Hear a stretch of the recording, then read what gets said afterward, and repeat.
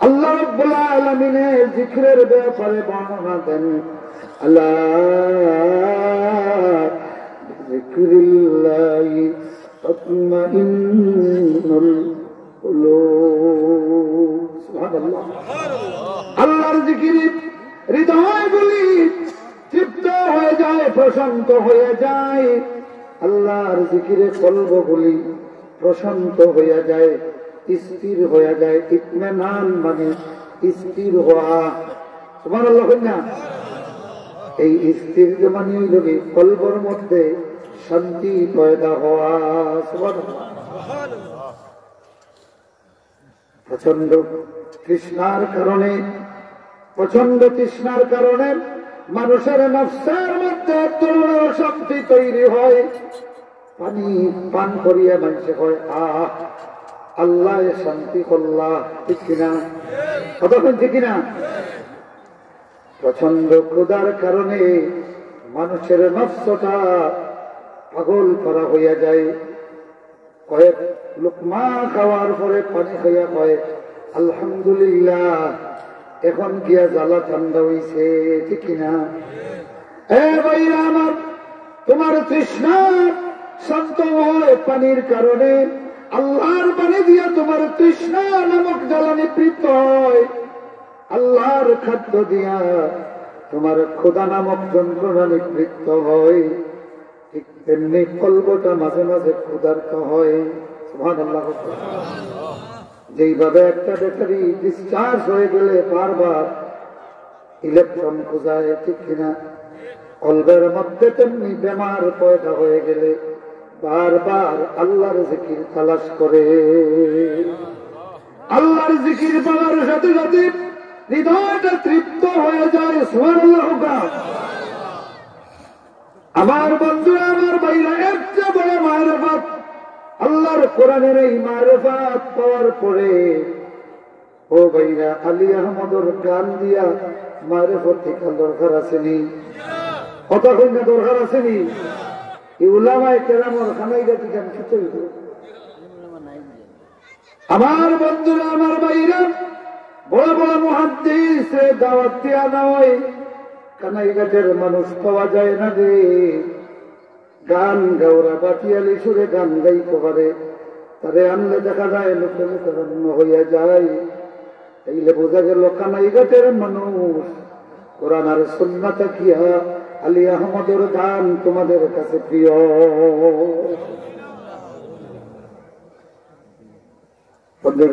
বুলবুল বদানত ইয়া বদানত সাবরি, অদর গৌহর সাবদানত ইয়া বদানত গৌহরি। আমাদের সিলেটে একটা প্রবাদ আছে, রূপনাই দেশ বলে বেড়েল্লা জারইল যায়। রূপনাই দেশ আমলারে জারইল যায়। রূপ বুঝেননি নাকি? যে দেশ গাছ গাছড়া নাই, এই দেশের মানুষে আমলা গাছ রে জারল গাছ, জারল গাছ চিনেন? জারল গাছের আমলা গাছের পার্থক্য আছে না? তো যে দেশ লাকড়ি নাই, গাছ নাই, এই দেশের মানুষরে আপনার বেড়েল্লার গাছ রে জারল গাছ হইয়া বেচা যায়। কিন্তু খানাইঘাট কিলানি মাতেন না, কথা হই না? আলহামদুলিল্লাহ এখনো খানাইঘাটর হিসাব করলে ইলাকান গড়ে গড়ে হাফিজ সাহেব, উলামায়ে কেরাম, টাইটেল ফাস নেশা সরকারি হোক বা কৌমি হোক, এত উলামায়ে কেরাম আর কোনো খানা পাওয়া যায়? আলহামদুলিল্লাহ হোক। মুআজ্জাজ হাজিরিন, মুহতারাম হাজিরিন, কোরআনের এই দুই আয়াতে বাতুনি জাহির হইছে নি মাতেন না? বাতুনি জাহির হইছে নি কলবর, কথা হই না? কোরআনে হাকিম হলো মুহাম্মদুর রাসূলুল্লাহ সাল্লাল্লাহু আলাইহি ওয়াসাল্লামের নবুয়তের মুজিজা। শুধু মুজিজা নয়, স্থায়ী মুজিজা। সুবহানাল্লাহ। মুজিজাতুন নবী সাল্লাল্লাহু আলাইহি ওয়াসাল্লাম আল খালিদা, আল্লাহ রাসূলের নবুয়তের স্থায়ী মুজিজা হলো কোরআন। সুবহানাল্লাহ। কোরআন যে রাসূলুল্লাহর মুজিজা, এর দলিল আছে 54টা। কতটা? কথা বল না, কতটা? মুজিজ মানে হইল কি? অক্ষমকারী। মুজিজ মানে কি? অক্ষম করে দেয়, যে তার মোকাবেলারে অক্ষম করে দেয়। যেমন মুসা আলাইহিস সালামের হাত থেকে লাঠি ফেলে দিলে এটা সোবান বড় একটা বড় প্রখণ্ড একটা সাপ হয়ে গেল। হাইয়াতুন তাসআ, সাপ হইয়া একেবারে ফসফস করে পড়ল। ফেরাউনে হ্যাঁ সোবান মুবিন, আর আরেকটা হলো হাইয়াতুন তাসআ। তো ফেরাউনে মনে করলো আরে এইরকম তো আমার জাদুকর আছে, এরা তো রশি ছেড়ে দেয় সাপ হয়ে যায়। তখন সে মুসা আলাইহিস সালামের মোকাবেলা শুরু করলো। আপনাদের জানা আছে তো, কোরআন মজিদে এই বিশাল বিশদ ঘটনা আছে। মুসা আলাইহিস সালাতু ওয়াস তাসলিম যখন ছেড়ে দিলেন, এক লোকমা দিল, আর জাদুকরদের সমস্ত জাদু এক লোকমায় বন্ধ হয়ে গেল, কাবু হয়ে গেল। মুসা আলাইহিস সালামের হাতের লাঠিরে যে সাপ আল্লাহ বানাইলেন এইটারে খাওয়া গেল। তাইলে এই সাথে ওই সাপগুলিরে অক্ষম করে দিছে। কি করে দিছে? জাদুরে মোকাবেলা করা যায়, মুজিজা মোকাবেলা করা যায় না। সুবহানাল্লাহ। আমার ভাইরা,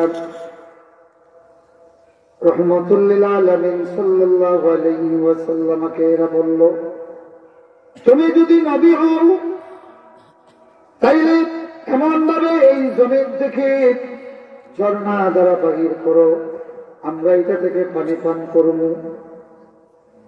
অথবা একটা বাগান তুমি নিয়ে আসো, খাজুরের বাগান, আঙ্গুরের বাগান, আর বাগানের ভিতরে সুন্দর পানির ঝর্ণা। এইভাবে আজব আজব জিনিস চাই। আল্লাহ রাব্বুল আলামিন কোরআন নাজিল করে দিলেন, বললেন এইগুলি তো দূরের কথা, আরবের মানুষগুলি যে আলিফ লাম মিম তাহা ইয়াসিন এই অক্ষরগুলি তোমাদের কাছেও পরিচিত আছে। এই অক্ষর দিয়া ওহীর ভাষায় কোরআন নাজিল করলাম।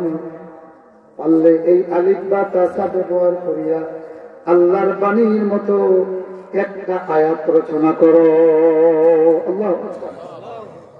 কয়টা আয়াত? প্রথমে আল্লাহ বলেন ফালিয়াতু বিহাদিসিন মিসলিহি। আল্লাহু আকবার। কুরাইশরা, আরবের মানুষগুলি, পারলে কোরআনের মতো একটা বক্তব্য তোমরা রচনা করে নিয়ে আসো। পারে নাই। আল্লাহ পাক এবার কোর্সে ছোট করে দিলেন 10 সূরা। কয় সূরা? তাও লম্বা সূরা তখন ছিল না, 32 সূরা। সুবহানাল্লাহ। আল্লাহ বললেন 10টা সূরা। কয়টা সূরা? লিয়াতু বিআশরি সূরাতিন মিসলিহি মুফতারায়াত। আল্লাহু আকবার। আল্লাহর কোরআনের মতো ধারাবাহিক 10টা সূরা তোমরা রচনা করে নিয়ে আসো। পারছে? কতক্ষণ পারছে? আরে নাই। এরপরে আল্লাহ কোর্সে আরো ছোট করছেন, ছোট করে বলতেছেন একটা সূরা। কয়টা সূরা? ফাতু বিসূরাতিন মিন মিসলিহি। কোরআনের মতো হুবহু একটা সূরা তোমরা রচনা করে নিয়ে আসো।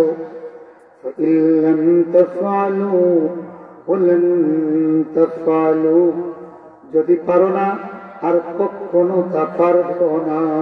কে বলেছেন? যখন কে বলেছেন? একটু চা অথবা গরম পানি দাও। ফাইল্লাম তাফআলু। ও এদিকে রসুল ঠান্ডা হয়ে গেছে। ফাইল্লাম তাফআলু ওয়ালান তাফআলু ফাত্তাকুন নারাল্লাতী وقودها الناس والحجارة أعدت للكافرين যদি পারো না আর কখনো তোরা পারবি না, বলেন তাফালু, কখনো পারবে না। তাইলে আল্লাহ রাব্বুল আলামিন কোরআনে হাকিম দিয়া তামাম দুনিয়ার আরবদেরকে চ্যালেঞ্জ দিয়েছেন। কাদেরকে চ্যালেঞ্জ দিয়েছেন? সেই সময়ের আরবি ভাষা সবচেয়ে উৎকর্ষতার শিখরে পৌঁছে গিয়েছিল। এত তাদের কবিরা এত সুন্দর কবিতা লিখত, তারা ভাবত যে এদের উপরে আল্লাহ বর করছেন। কথা বুঝছে কি? তারা কবি হলে ভগবানের মতো পূজা করত। নাউযুবিল্লাহ।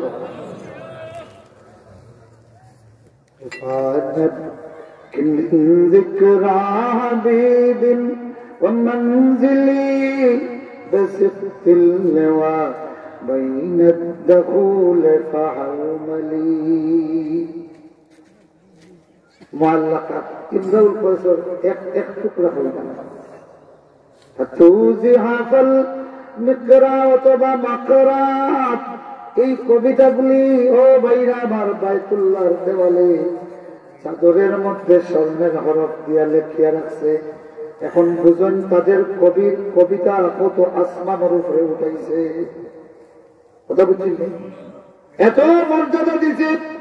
আর বর্তমানে বিজ্ঞানীরা, ভাষা বিজ্ঞানীরা বলতেছেন যে এই মুআল্লাকাতগুলি পৃথিবীর শ্রেষ্ঠতম কবিতা, যুগোত্তীর্ণ কবিতা, যুগের পর যুগ গেছে, এখনো মুআল্লাকাতের সমকক্ষ কবিতা কেউ রচনা করতে পারে না।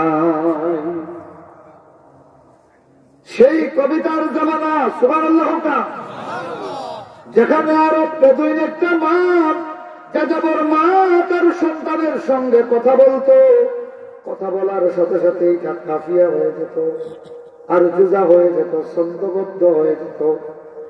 আর ছোট্ট বালকে মায়ের সঙ্গে কথা বলতো, এগুলিও ছন্দবদ্ধ হয়ে যেত। আরবুন মানে হলো কি উজহিরুন জাহিরুন, যে তার নিজের ভাব তাবির করতে পারে, প্রকাশ করতে পারে। আর আজান মানে হলো বুবা, যে সুন্দর করে কথা বলতে পারে। এবার চিন্তা করেন আরবের ভাষা তখন কত উচ্চাঙ্গের ছিল। আমার ভাইরা কত উচ্চাঙ্গের ছিল।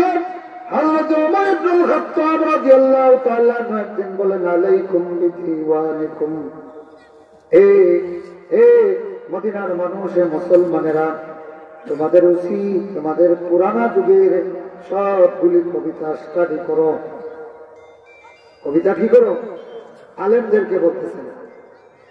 কেন? যে এই কবিতার মধ্যে তোমাদের আল্লাহর কিতাবের অনেক মানা এখান থেকে পাওয়া যাবে। আল্লাহর কিতাবের অনেক শব্দর জুমলার মানা এই কবিতা যদি জানো তাইলে জাহির করতে পারবা। আমি সেদিকে যাচ্ছি না, এটা আলাদা বিষয়। আমার ভাইরা, কোরআন যে মুজিজা, এর আরেকটা কারণ হইল এটা ভাষার দিক থেকে এমন ভাষা, আল্লাহর ভাষা। কার ভাষা? তো আল্লাহর ভাষায় আর বান্দার ভাষায় সমান হয়নি। কথা বলেন না? ও ভাইরা আমার, ভাষাগত দিক থেকে আল্লাহ চ্যালেঞ্জ দিয়েছেন, পারলে কোরআনের মতো একটা কিতাব রচনা করো। পারে নাই। আল্লাহ পাক 10টা সূরার কথা বলেছেন, তাও পারে নাই। আল্লাহ রাব্বুল আলামিন একটা সূরার কথা বলেছেন, তাও পারে নাই।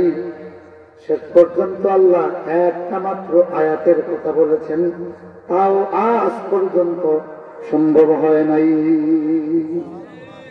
কিয়ামত পর্যন্ত সম্ভব। ইবনুল মুকাফফা, এই যে আলিফ লাইলা একটা পড়েন, এই আলফ লাইলা, লাইলা ও আলফ লাইলা, আরব রজনীর এই বিখ্যাত রচয়িতা ইবনুল মুকাফফা, পৃথিবীর শ্রেষ্ঠ দার্শনিক, শ্রেষ্ঠ কাব্যিক, শ্রেষ্ঠ সাহিত্য সমালোচক, আরবি ভাষার পৃথিবীর সর্বশ্রেষ্ঠ পণ্ডিত ইবনুল মুকাফফা। তিনি কোরআনের চ্যালেঞ্জ গ্রহণ করলেন। যে সেই 1450 বছর আগে ভাষা এখন কত উন্নত হয়েছে। এবং আধুনিক পৃথিবীর নিয়ম হল যে ভাষা যত দিন যাচ্ছে আগেরটা তত অপরিচিত হয়ে যাচ্ছে, আর নতুনটা নতুন হচ্ছে। যেমন ইংলিশে, যারা ইংলিশ পড়েন দেখবেন শেক্সপিয়ারের সেই যুগের তার লেখা নাটক কবিতা ইংলিশে, এখনকার যুগে যদি ইংলিশ বাচ্চাদের সামনে বলা হয় এরাই কথা, সেই ইংলিশ ভাষা অপরিচিত হয়ে গেছে। আমাদের দেশের কায়কবাদের সেই 100-200 বছর আগের বাংলা কবিতা এখন যদি পড়া হয় আমাদের বাচ্চা কাচ্চারা এগুলি বুঝবে না। তাহলে বোঝা গেল পৃথিবীর ভাষা, মানুষের মুখের ভাষা যত দিন যাচ্ছে আগেরটা শেষেরদের কাছে অপরিচিত হয়ে যায়, ঠিক না? তো ইবনুল মুকাফফা বললেন 1450 বছর আগে সেই আরবি কোরআন মজিদ এখনকার মানুষের সামনে তো চ্যালেঞ্জ হতে পারে না। নাউজুবিল্লাহ। তখনও তিনি ইমানদার নয়, কি নয়? ইমানদার। তখন তিনি চ্যালেঞ্জ গ্রহণ করলেন। চিন্তা করেন যে ভাষার দিক থেকে কত বড় পণ্ডিত ছিল। এবং তিনি কয়েক পৃষ্ঠা লিখতেছেন। তার উদ্দেশ্য হলো লেখা শেষ হলে এইটারে পাণ্ডুলিপি বানাইয়া প্রকাশ করে বলবেন যে মুসলমানের কোরআনের চেয়ে আমার এইটার ভাষা সুন্দর। সাহস দেখছেন? আরবের সেই সাহিত্যের যুগেও যেটা এরা সাহস করে নেই, ইবনুল মুকাফফা সেটাই করেছে। তো একদিন তিনি বিকেল বেলা, আমাদের ছোট বাচ্চারা ছেলেমেয়েরা মাঠে গিয়ে ছাগল আনে না, তো বেদুইন পল্লীর এক ছোট্ট বালিকা ছাগল আনতে মাঠে যাচ্ছে। আর বাচ্চাদের অভ্যাস হলো সুন্দর জিনিস এরা শুনলে বারবার মুখ দিয়ে আওড়ায়, ঠিক কিনা? ভালো কেরাত শুনলে দেখবেন সেটা পড়তেছে, ভালো গজল শুনলে এটা পড়তেছে, আর যদি ভালো ফাইটটা যায় বাজায় তাহলে এইটাও বলে না। ছোট ছোট কোনো এলাকায় গেলে দেখবেন বাচ্চারা রাস্তায় হাঁটতেছে আর ওই সিনেমার গান গাইতেছে, মমতাজের গান গাইতেছে। তো এই ছোট মেয়েটা কোরআন মজিদের একটা আয়াত পড়ে পড়ে যাচ্ছে, অথচ ইবনুল মুকাফফা তখন এই কোরআনের সঙ্গে এত বেশি পরিচিত। এই মেয়েটা একটা আয়াত পড়তেছে, আয়াতটা শুনবেন, শুনবেন? وقيل يا أرض ابلعي ماءك ويا سماء أقلعي وغيض الماء وقضي الأمر واستوت على الجود وقيل بعدا لقوم الظالمين. سبحان الله. وقيل يا أرض ابلعي ماءك ويا سماء أقلعي وغيض الماء وقضي الأمر واستوت على الجود وقيل بعدا للقوم الظالمين. سبحان الله. একটি মাত্র আয়াত। ছোট্ট বালিকা মাঠে ছাগল আনার জন্য পড়িয়া পড়িয়া যাচ্ছে, আর ইবনুল মুকাফফার বাসার কাছ দিয়ে যাচ্ছে। তিনি তখন ঘরের ভিতরে, এই আওয়াজটা তার কানে আসতেই তিনি ওইগুলি বাদ দিলেন, বললেন আরে এইটা কি লিখবো, এই যে কথাটা শুনলাম এইটার সমকক্ষ লিখতে পারি কিনা দেখি। আল্লাহু আকবার।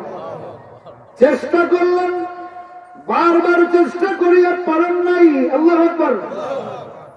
তিনি তো কবি মানুষ, সাহিত্যিক, চট করে লিখে দিতেন, লিখেন, কিন্তু দেখলেন শোনা কথার মতো হয় নাই।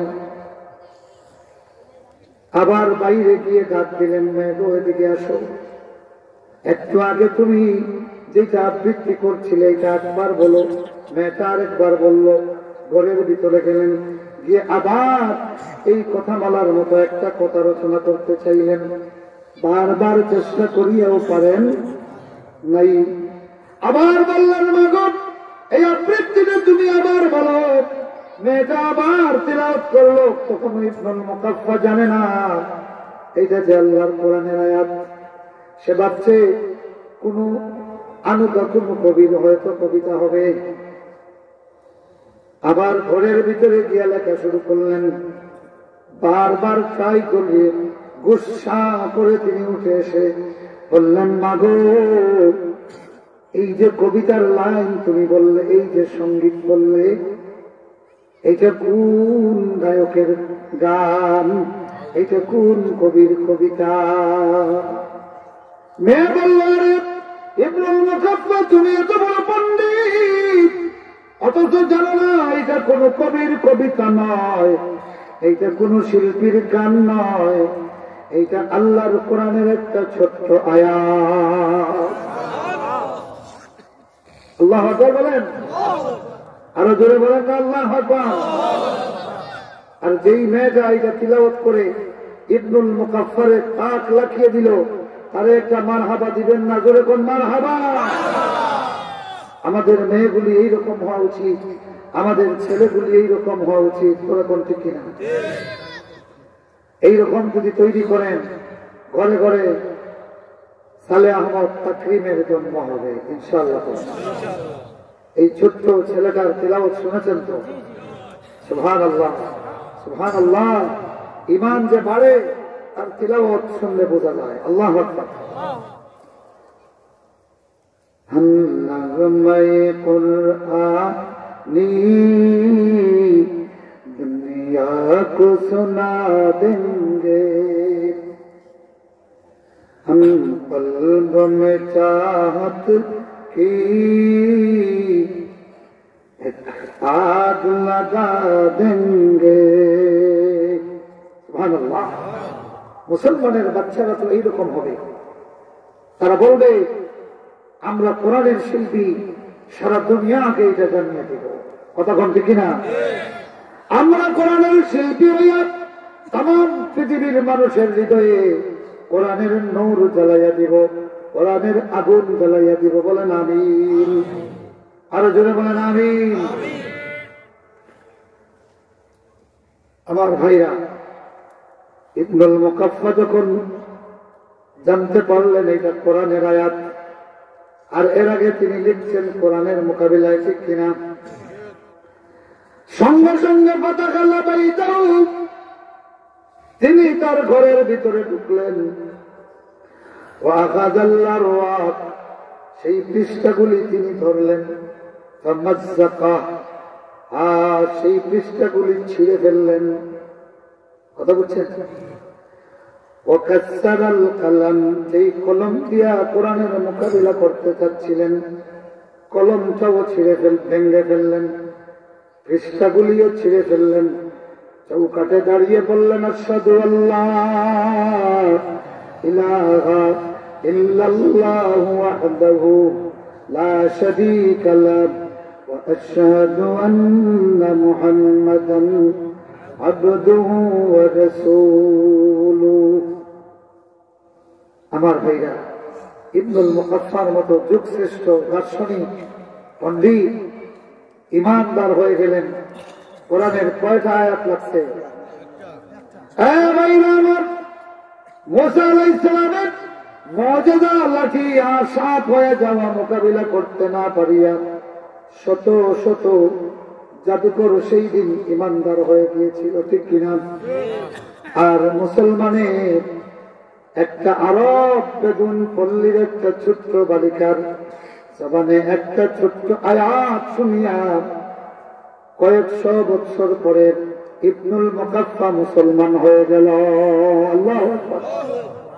কোরআন রাসূলুল্লাহর নবুয়তের মুজিজা প্রমাণ পাইছেন তো ইনশাআল্লাহ? কতক্ষণ পাইছেন? আল্লাহ রাব্বুল আলামিন বলেন, সমস্ত কোরআনও পারল না, 10 আয়াতও পারে নাই, একটা সূরা তো 10টা সূরাও পারে নাই, এক সূরাও পারে নাই, এক আয়াতও পারে নাই। আল্লাহ রাব্বুল আলামিন এবার বললেন قل لئن اجتمعت الإنس والجن على أن يأتوا بمثل هذا القرآن لا يأتون بمثله قل لو كان بعضهم لبعض ظهيرا سبحان الله যদি ইনসান আর জিন্নাত আল্লাহ বলতেছেন সমস্ত মানব জাতি আর সমস্ত জিন জাতি যদি একত্রিত হয়ে সম্মেলন করে কিসের উপরে আল্লাহ কোরআন এই কোরআনের মতো হুবহু একটা কোরআন নিয়ে আসতে রচনা করতে জিন আর ইনসান মিলিয়ে যদি সম্মেলন করে লা ইয়াতুনা বিমিসলিহি কোরআনের মিসাল কোরআনের মতো হুবহু একটা পানি নিয়ে আসতে পারবে কে বলতেছেন যখন কে বলতেছেন لو كان بعضهم لبعض ظهيرا যদিও জিন ইনসান একে অন্যের সাহায্যকারী হয়ে যায় একজন আরেকজনের আলাদা আলাদা নয় একজন আরেকজনের বুদ্ধি পরামর্শ দিয়া জিন্নাতে যত ছন্দ জানে আর অর্থ জানে জিন্নাতে যত খবর জানে আর যত মিসাল জানে জিন্নাতে যত তসবি জানে আর যত ভাষা সৌন্দর্য জানে ইনসান এইটা হইল ইনসানে জিন্নাত রে হইল এইভাবে পরস্পর সম্মিলন করিয়াও যদি একটা কোরআন বানাতে চাই কোরআনের মতো বাণী রচনা করতে পারবে না আল্লাহু আকবার বলেন আরো জোরে করুন আল্লাহু আকবার এখন একটা প্রশ্ন কোরআন রচনা নাই জিন্নাতের কথা কেন আসবে রাসূলুল্লাহ সাল্লাল্লাহু আলাইহি ওয়াসাল্লাম যখন প্রথমে কোরআন তেলাওয়াত শুরু করলেন এরা তাদের পরিচিত কোন কবিতার সঙ্গে এটার মিল পাইল না এরা যখন কবিতা মনে করিয়া কয়েকটা আয়াত শুনে এর পরের আয়াত দেখা যায় এটা কবিতা নয় এটা চলে গেছে এখন গদ্য গদ্য নয় এটা কি এখন এমন গদ্য সুবহানাল্লাহ গদ্যের প্রতিটি শব্দে শব্দে সেজা আছে সুবহানাল্লাহ কইনা وبالآخرة هم يوقنون الله أكبر আমার ভাইরা এইভাবে যখন কোরআনকে তারা শুনতে চায় দেখেছে না পৃথিবীর কোন কবির কবিতার মতো এটা নয় সুবহানাল্লাহ বলেন না কোরআনের গল্পগুলি শুনে চিন্তা করে দেখে না রে পৃথিবীর যত জিনে ধরা পাগল যত গল্প বলে আমাদের গল্পের মতো এটা হয় ভাই এই গল্পগুলি সত্য গল্প সুবহানাল্লাহ হয় না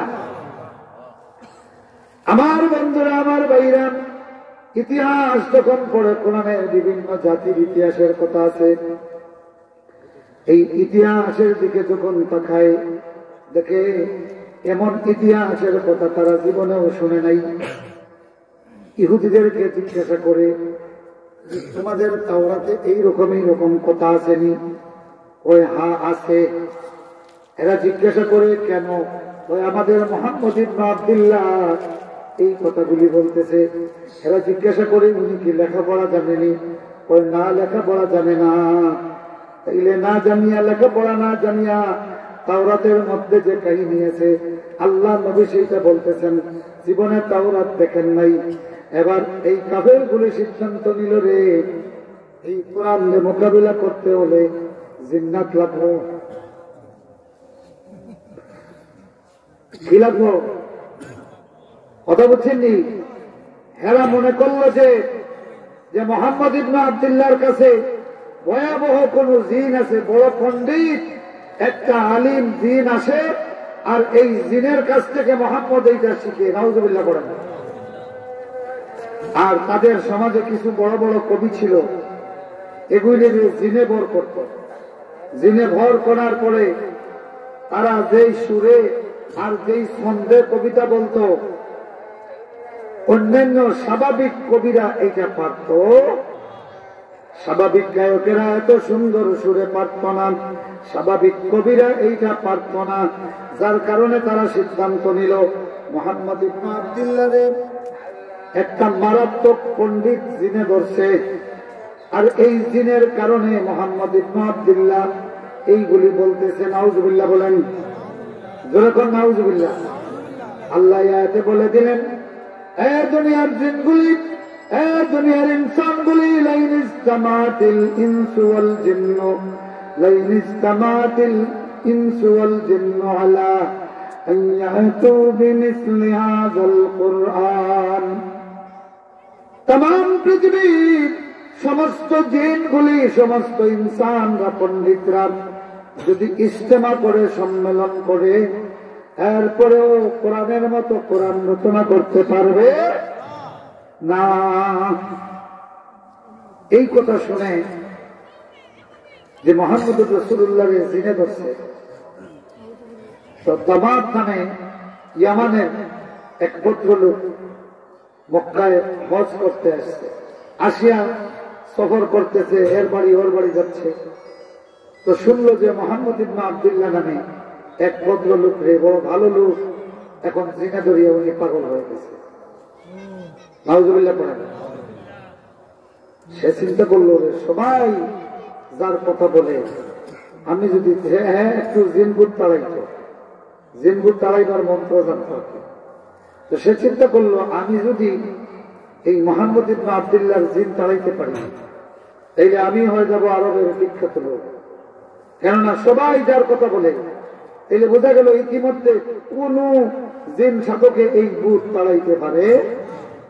আমি যদি পারি, তাইলে গোটা আরবের মধ্যে আমি চ্যাম্পিয়ন হয়ে যাই, বিখ্যাত জিন মূল্য জিন। কথা বলছে কিনা? রাসূলুল্লাহকে চিনে না, তো খুঁজে খুঁজে বাহির করছে। রাসূলুল্লাহ তখন মাকামে ইব্রাহিমের সামনে, তখন গিয়ে বলতেছে, আনতা মুহাম্মদ। রাসূলুল্লাহ বললেন, আনা মুহাম্মাদুর রাসূলুল্লাহ। তখন সে বলতেছে, আল্লাকা হাজাতুন আরকিক, আপনি যদি প্রয়োজন মনে করেন, তাইলে আপনারে আমি একটা জাড়িয়া দেই, জাল ফুক দেই। সেই বাতাস আপনার কাছ থেকে যাইব কি? এরা ভূতের ব্যাপারে হইতো হাজার রে, সিলেটি ভাষায় কন্যানি হতা বাতাস, কন্যানি যে হতা বাতাসে হয়ে গেছে, আরবিতে বলা হয় হাজার রে। তো দামাত বলতেছে, ও মুহাম্মদ, যদি প্রয়োজন মনে করো, দরকার লাগলে কও, আমি আপনার জানবো, জানলে পরে সেই হতা বাতাসটা চলে যাবে। রাসূলুল্লাহ মুস্কি হাসি দিয়ে বুঝলেন বিষয়টা, যে এই দামাদে হয়তো কারো কাছে শুনেছে, এই কুরাইশের কোন কমবক্ত হয়তো গল্প করেছে, আমি মুহাম্মদ ইবনে আব্দুল্লাহরে পুঁতে পাইছে। কথা বলছেন, বুঝছেন? রাসূলুল্লাহ তো জানা আছে যে এর আগে তারা মোকাবিলা করতে না পারি, এখন যে এই পর্যন্ত বুতে ধরা কবিয়ে যত কবিতা হয়েছেন, মুহাম্মদের লোকের যেই জিনে ধরছে, এটা বুটটাকে ইকু বুট ডাট। নাউজুবিল্লাহ হোকা, জোরে কইনা নাউজুবিল্লাহ। এবার আল্লাহ নবীরে বুতর জ্বালা ঝাড়তে আইছে দামাত। আল্লাহ নবী তখন বললেন, ইন্নাল হামদালিল্লাহ নাহমাদুহু ওয়া নাস্তাঈনুহু ওয়া নাস্তাগফিরুহু ওয়া নু'মিনু বিহি ওয়া নাতাওয়াক্কালু আলাইহি ওয়া নাউযু বিল্লাহি মিন শুরুরি আনফুসিনা ওয়া মিন সাইয়্যাতি আ'মালিনা মান ইয়াহদিহিল্লাহু ফালা মুদিল্লা লাহু ومن يضلله فلا هادي له واشهد ان لا اله الا الله وحده لا شريك له واشهد اني رسول الله আমার হাবা নিয়াসাব হলে ওয়াজের আগে যে এটা খবর জানি খুব পয়সা এখন কিতার লাগে পড়ি আমরা বুঝছি ও মজলিসের যত বুথে ধরা আছেন সারা বুথ ছড়াই দিই সুবহানাল্লাহ না দামাত এই কথা রসুলের কথা যখন শুনল কয় আই দিয়া মোহাম্মদ মোহাম্মদ আরেকবার বলো সুবহানাল্লাহ না আল্লাহ নবী আরেকবার এইটা বললেন আবার বলল ইয়া মোহাম্মদ আই মোহাম্মদ আরেকবার বলেন আল্লাহ নবী এইভাবে 3 বার এটা শোনাইলেন এবার দামাত বলল ও মোহাম্মদ আপনার হাতটা বাড়াইয়া দেন আল্লাহ নবী হাত বাড়াইয়া দিলেন এইভাবে হাতে হাত জড়িয়ে পড়লো আশহাদু আল্লা ইলাহা ইল্লাল্লাহু ওয়াহদাহু লা শারীকা লাহু ওয়া আশহাদু আন্নাকা রাসূলুল্লাহ আল্লাহু আকবার আমার ভাইরা আমার বন্ধুরা দামাত শুনিয়াই ছিল রাসূলুল্লাহর কাছে নাকি জিন আছে সে দাঁড়িয়ে সেই জিন তাড়াইবার চাইছিল জিনটা বুট রাখার গেছে যে নিজে বুট চালাইবার লাগিয়েছে তার বুট আল্লাহ ছাড়াইয়া দিছে সুবহানাল্লাহ না সুবহানাল্লাহি ওয়া বিহামদিহি সুবহানাল্লাহিল আযীম সুবহানাল্লাহি ওয়া বিহামদিহি সুবহানাল্লাহিল আযীম আমার ভাইরা এই জন্য আল্লাহ বলতেছেন যদি तमाम দুনিয়ার সমস্ত জিন আর ইনসান একত্রিত হয় তাইলে বোঝা গেল সেই সময় জিনে বর করিয়া কিছু মানুষরে এইভাবে বালা বালা গান আর সঙ্গীত শিখাইত तमाम দুনিয়ার জিনদের কবিতা এবং তাদের সঙ্গীতের সুর ফেল হয়ে গেল বরং অবস্থা এমন হলো যে জিনেরা তাদের সাধকদেরকে বর করিয়া সুন্দর সুরে গান গাওয়াইত মানুষের বাহবা নিত সেই জিনগুলি কোরআন শুনিয়া ঈমানদার হয়ে গেল সুবহানাল্লাহ قل أوحي إلي أنه استمع نفر من الجن قالوا إنا سمعنا قرآنا عجبا يهدي إلى الرشد فآمنا به ولن نشرك بربنا أحدا الله أكبر যেই জিনগুলি বড় বড় কবিদের মধ্যে বর করিয়া সুন্দর সুন্দর গান তাদেরকে দিয়ে গাওয়াইত আল্লাহ রাব্বুল আলামিন সূরা জিনের মধ্যে বলতেছেন ও নবী আপনি শোনায়া দিন বলে দিন উহিয়া ইলাইয়া আন্নাহু ইসতামা নাফারুম মিনাল জিন আমার কাছে ওহী প্রেরণ করা হয়েছে জানিয়ে দেওয়া হয়েছে ওহী দিয়া যে আন্নাহু নাফারুম মিনাল জিন ইসতামা নাফারুম মিনাল জিন জিনের এক দল মনোযোগ দিয়ে কোরআন শুনল শোনার সাথে সাথে তারা বলল কালু ইন্না সামি'না কুরআনান আজাবা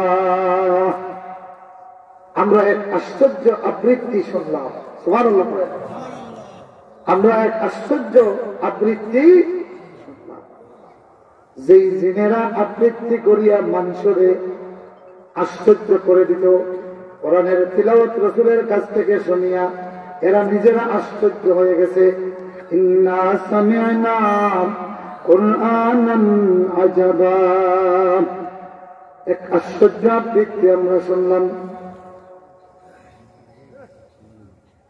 কুরআনান আজাবা ইয়াহদি ইলার রুশদ সুবহানাল্লাহ শুনতে যেমন মজা লাগে তেমনি সঠিক পথ দেখায় আল্লাহু আকবার বলেন আর পৃথিবীতে অনেক সুন্দর সুন্দর গান আছে শুনতে সুন্দর কিন্তু অর্থটা বিশ্রী অর্থটা কি কথা কোন অর্থটা কি এইরকম গান আমাদের পৃথিবীতে আছে কি নাই কথা কোন আছে কি নাই আছে।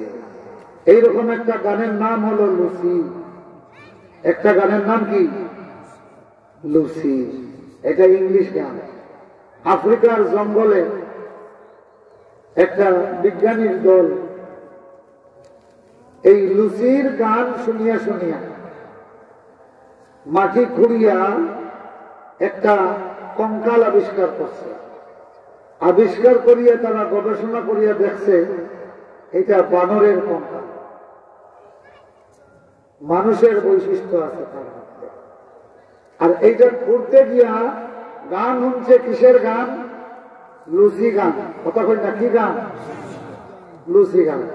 এইটা শুনিয়া এই বানরের কঙ্কালের নাম দিছে তারা লুসি মানব। কি দিছে? লুসি মানব। আর এখন এইটারে এখন মুসলমানের দেশে বইয়ের সিলেবাসে এইটারে বিজ্ঞান হিসেবে চালু করছে। নাউজুবিল্লাহ।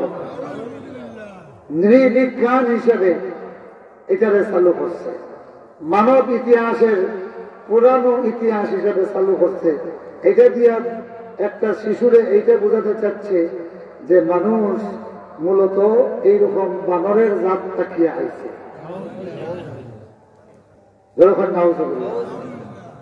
আচ্ছা বলেন তো দেখি, এইটার নাম যদি বিজ্ঞান হয় তাহলে আল্লাহ পাক কোরআনে বলছেন মানুষ আদম থেকে। কিসের থেকে? তাহলে এখন কিসের থেকে? আদম থেকে। সেই আদম আলাইহিস সালামের কবর এখনো পৃথিবীতে বিদ্যমান। হযরত হাওয়া আলাইহিস সালামের কবর এখনো পৃথিবীতে বিদ্যমান। আমি এই সমস্ত লুসি মার্কা খোড়া বিজ্ঞানীদেরকে চ্যালেঞ্জ করলাম, মা হাওয়া আলাইহিস সালামের কবর তোমরা যে লুসি মানবী, এটা মহিলা বলতেছে, এটা মহিলা, আদি মহিলা, এই মহিলা থেকে নাকি মানুষের উৎপত্তি হয়েছে। আমার ভাইরা, হাওয়া আলাইহিস সালাম জদ্দাতুন থেকে, দাদির নাম থেকে জিদ্দা, এখানে হাওয়া আলাইহিস সালামের কবরটা এখনো ওয়াল করা জিদ্দার মধ্যে আছে। আমি তোমাদের এই খোলা বিজ্ঞানীদেরকে চ্যালেঞ্জ করলাম, হাওয়া আলাইহিস সালামের কবর এখানে আছে। চ্যালেঞ্জ দিলাম, মাটি পরীক্ষা করে দেখো। এই লুসি হাওয়া নয়, আল্লাহর বান্দি আদম আলাইহিস সালামের স্ত্রী, আমাদের মানব জাতির মা। তিনি কোন বানর প্রজাতির নয়, তিনি ইনসান প্রজাতির ছিলেন। তার লাশ এখনো জিদ্দায় আছে। কোনটি কিনা? আমরা যারা কোরআন পড়ি, আমাদেরকে লুসি মানবের ইতিহাস দিয়া মানব বিজ্ঞান পড়ানোর কোন প্রয়োজন হবে না ইনশাআল্লাহ। আমার ভাইরা, আল্লাহর কোরআনের সবক ছাড়িয়া যারা বিজ্ঞান চর্চা করে, এরা বিজ্ঞানের নামে খোড়া বিজ্ঞানী হয়। ঠিক না? এরা বিজ্ঞানের নামে মানুষের কাছে বস্তা পচা মিথ্যা তত্ত্ব প্রদান করে। দুরকম ঠিক কিনা? আমি চ্যালেঞ্জ করলাম, এই সমস্ত যা কিছু, এগুলির কোন সনদ নাই, এগুলির কোন সনদ নাই, এগুলির কোন সত্যতা নাই। দুরকম ঠিক কিনা? আল্লাহর কোরআন যেখানে বলেছে মানুষ আদম থেকে, আর পৃথিবীর সারা দুনিয়ার বিজ্ঞানী যদি বলে আমরা প্রমাণ করছি বিজ্ঞান দিয়ে, এটা আমরা বিশ্বাস করব এবং আমাদেরটাই শেষ পর্যন্ত প্রমাণ হবে ইনশাআল্লাহ। কোরআন বলেছে পৃথিবী, চাঁদ, সূর্য, গ্রহ নক্ষত্র সব কিছু ভাসমান, ঘূর্ণয়মান। কথা বুঝতেছেন?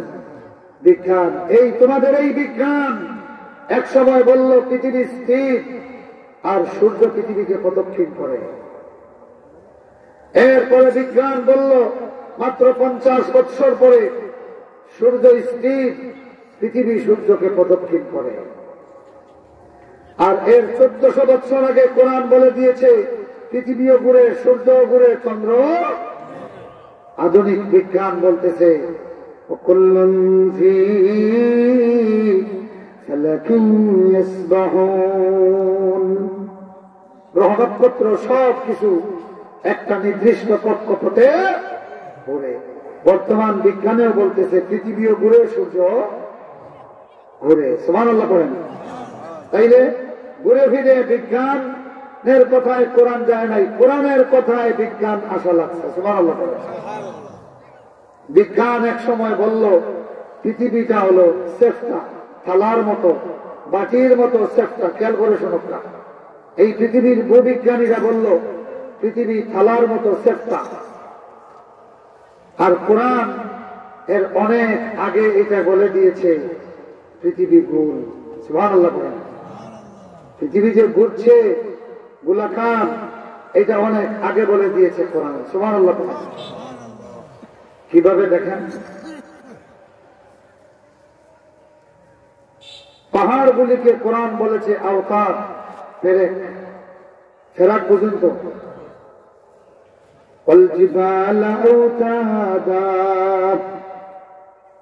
পাহাড়গুলি ফেরাকের মতো কে দিয়েছেন?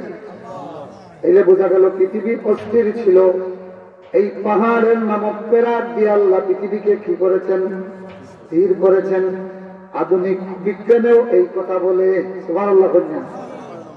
তো আধুনিক বিজ্ঞানে কোটি কোটি ডলার খরচ করিয়া গবেষণা করিয়া যেটা বাহির করছে, আমরা তো আউযুবিল্লাহ বিসমিল্লাহ দিয়ে এটা পাইয়া গেছি। সুবহানাল্লাহ না?